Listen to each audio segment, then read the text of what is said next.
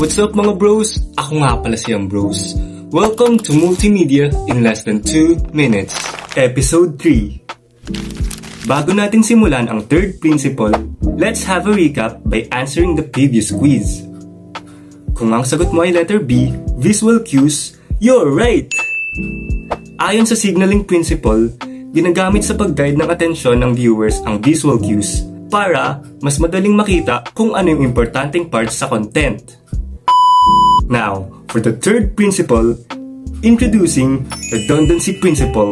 Naalala nyo ba yung time na nag-report yung classmate nyo dati sa klase, pero yung ginagawa niya lang ay basahin kung ano lang yung nakalagay sa visual aids niya? While listening to them, sa tingin nyo ba, may naiintindihan ba kayo?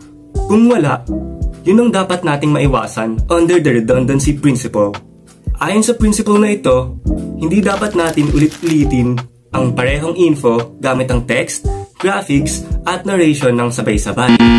Kunyari, may visual aids ka na, pero binabasa mo pa rin word for word yung nakasulat sa slide mo. Nakakabagot yun not only for the viewers, but also for you. Mas okay kung may image at narration lang, pero hindi dapat pagsabay-sabayin ang lahat. Less is more. Let visuals and narration work together. Alright, quiz time! Ano ang tawag sa problema kapag may narration na, may image pa, tapos may text pang pare-pareho naman ang sinasabi?